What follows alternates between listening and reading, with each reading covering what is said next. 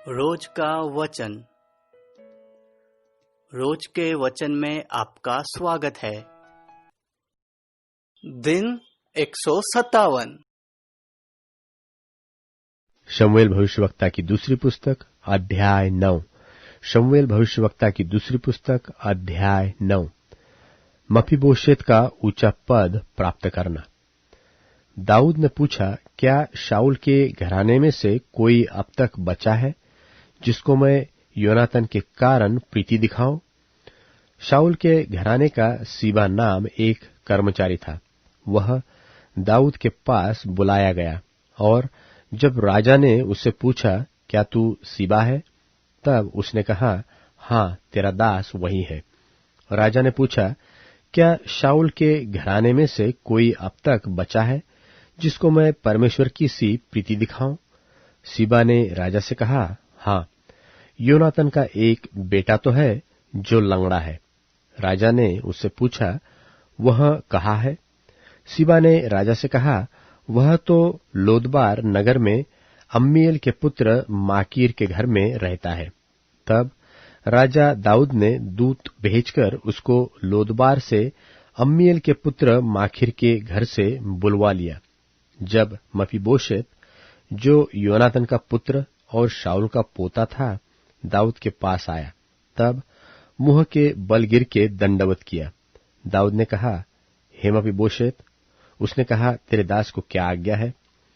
दाऊद ने उससे कहा, मत डर, तेरे पिता योनातन के कारण मैं निश्चय तुझको प्रीति दिखाऊंगा और तेरे दादा शाऊल की सारी भूमि तुझे फेर दूंगा और तू मेरी मेज पर नित्य भोजन किया कर।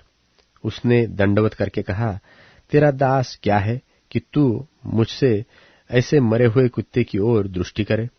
तब राजा ने शाऊल के कर्मचारी सीबा को बुलवाकर उससे कहा, जो कुछ शाऊल और उसके समस्त घराने का था वह मैंने तेरे स्वामी के पोते को दे दिया है। अब से तू अपने बेटों और सेवकों समेत उसकी भूमि पर खेती करके उसकी उपज ले आया करना कि तेरे स्वामी के पोते को भोजन मिला करे। परंतु तेरे स्वामी का पोता मफीबोशेत मेरी मेज पर नित्य भोजन किया करेगा। और सीबा के तो 15 पुत्र और 20 सेवक थे। सीबा ने राजा से कहा, मेरा प्रभु राजा अपने दास को जो जो आज्ञा दे उन सबों के अनुसार तेरा दास करेगा। दाऊद ने कहा, मफीबोशेत राजकुमारों की नाई मेरी मेज पर भोजन किया करे। मफीबोशेत के भी मीका नाम एक छोटा बेटा था और सीबा के घर में जितने रहते थे वे सब मफीबोशेत की सेवा करते थे। और मफीबोशेत यरूशलेम में रहता था क्योंकि वह राजा की मेज पर नित्य भोजन किया करता था और वह दोनों पांवों का पंगुला था।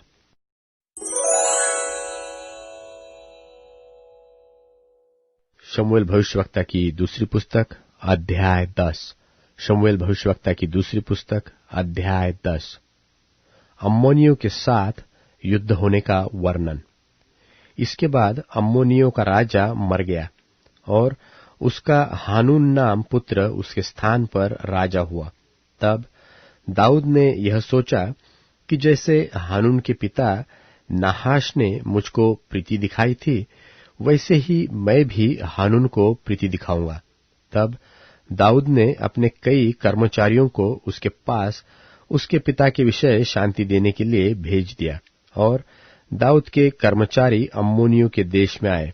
परंतु अम्मोनियों के हाकिम अपने स्वामी हानून से कहने लगे, दाऊद ने जो तेरे पास शांति देने वाले भेजे हैं, वह क्या तेरी समझ में तेरे पिता का आदर करने की मनसा से भेजे हैं?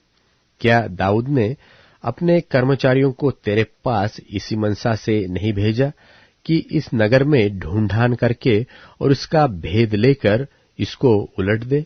इसलिए हानून ने दाऊद के कर्मचारियों को पकड़ा और उनकी आधी आधी दाढ़ी मुंडवाकर और आधे वस्त्र अर्थात नितंब तक कटवाकर उनको जाने दिया। इसका समाचार पाकर दाऊद ने लोगों को उनसे मिलने के लिए भेजा, क्योंकि वे बहुत लजाते थे। और राजा ने यह कहा कि जब तक तुम्हारी दाढ़ियां बढ़ न जाए तब तक यरीहो में ठहरे रहो, तब लौट आना।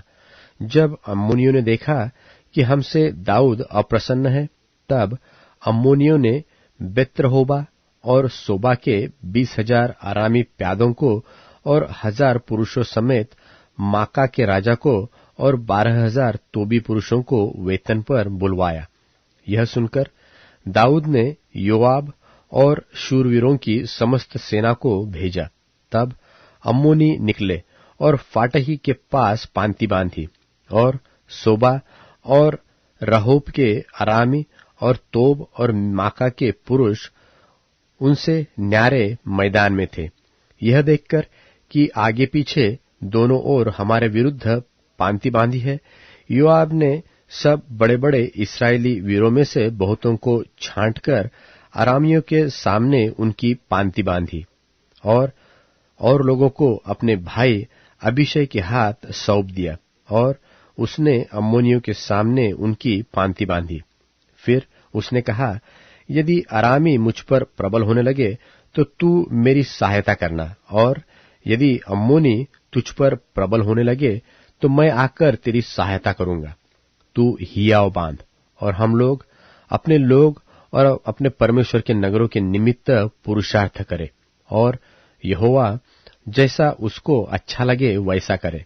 तब योआब और जो लोग उसके साथ थे अरामियों से युद्ध करने को निकट गए, और वे उसके सामने से भागे। यह देखकर कि अरामी भाग गए हैं, अम्मोनी भी अबीशै के सामने से भागकर नगर के भीतर घुसे। तब योआब अम्मोनियों के पास से लौटकर यरूशलेम को आया।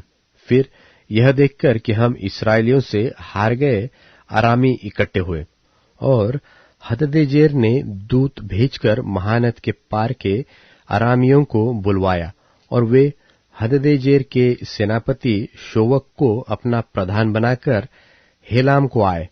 इसका समाचार पाकर दाऊद ने समस्त इस्राएलियों को इकट्ठा किया और यरदन के पार होकर हेलाम में पहुंचा। तब अराम दाऊद के विरुद्ध पांति बांधकर उससे लड़ा, परंतु अरामी इस्राएलियों से भागे, और दाऊद ने अरामियों में से 700 रथियों और 40,000 सवारों को मार डाला, और उनके सेनापति शोबक को ऐसा घायल किया कि वह वहीं मर गया। यह देखकर कि हम इस्राएल से हार गए हैं, जितने राजा हददेजेर के अधीन थे उन सबों ने इस्राएल के साथ संधि की और उसके अधीन हो गए, और अरामी अम्मोनियों की ओर सहायता करने से डर गए।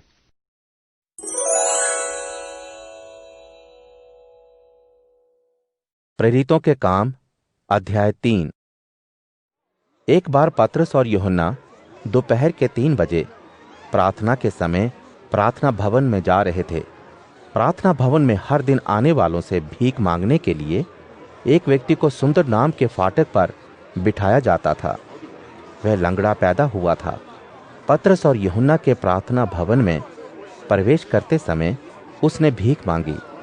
पतरस ने यूहन्ना के साथ मिलकर उस पर टकटकी लगाई और कहा, हमारी तरफ देखो।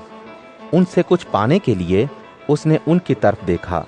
तब पतरस ने कहा, चांदी और सोना मेरे पास नहीं है, लेकिन मेरे पास जो कुछ भी है वह मैं तुम्हें देता हूँ। यीशु मसीह नासरी के नाम से उठो और चलो। पतरस ने अपने दाहिने हाथ से उसे पकड़ा और उठाकर खड़ा कर दिया।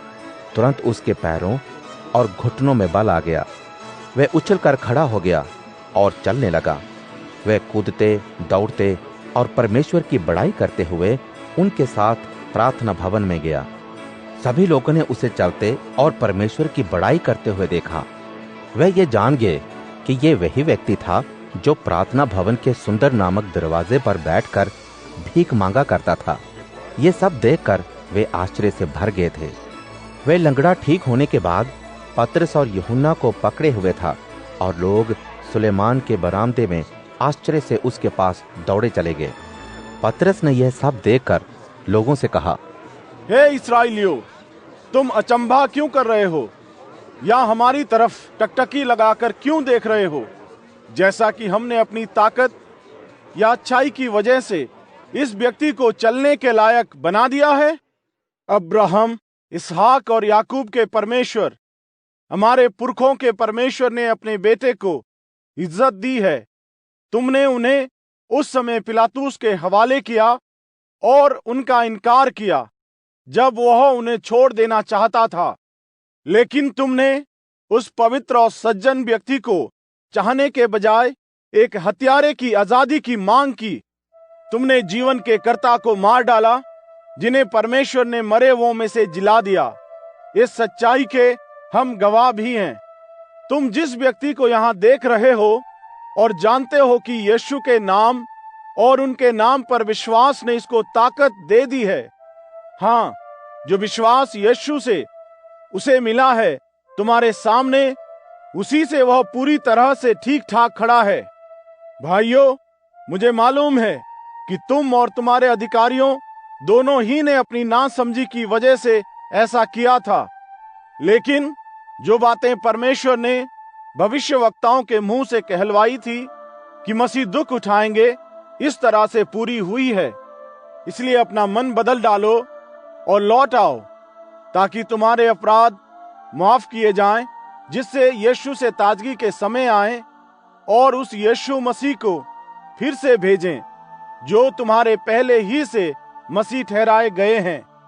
इस दुनिया की शुरुआत के समय से अपने पवित्र भविष्यवक्ताओं के मुंह से परमेश्वर ने संदेश दिया था कि जब तक कि सब बातें फिर से कायम ना हो जाएं, उन्हें स्वर्ग में ही रहना है।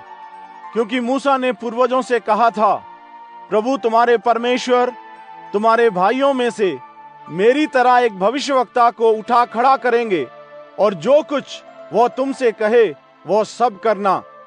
लेकिन हर व्यक्ति जो उस भविष्यवक्ता की नहीं सुनेगा, अपने लोगों के बीच में से नाश किया जाएगा। और शमूएल से लेकर बाद में आने वाले सभी भविष्यवक्ताओं ने इसी तरह की भविष्यवाणी की थी।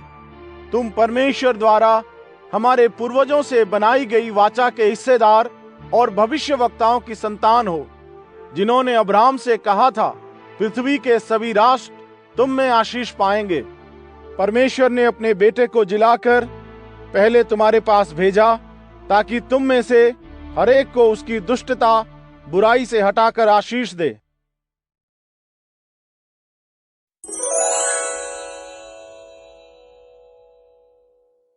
अध्याय 70 मुक्ति के लिए प्रार्थना। हे परमेश्वर, मेरे उद्धार के लिए मुझ पर कृपा कर। हे प्रभु, अविलंब मेरी सहायता कर। जो मनुष्य मेरे प्राण की खोज में हैं कि उसे नष्ट करें, वे लज्जित हों और घबरा जाएं। जो मेरी बुराई की कामना करते हैं, वे पीठ दिखाएं और अपमानित हों। जो मुझसे आहा आहा कहते हैं, वे अपनी लज्जा के कारण लौट जाएं। परंतु वे सब जो तुझको खोजते हैं, तुझ में हर्षित और आनंदित हों। जो लोग तेरे उद्धार से प्रेम करते हैं, वे निरंतर यह कहते रहें, परमेश्वर महान है। मैं पीड़ित और दरिद्र हूं। हे मेरे परमेश्वर, शीघ्र मेरी सहायता कर। तू ही मेरा सहायक और मुक्तिदाता है। प्रभु, विलंब न कर।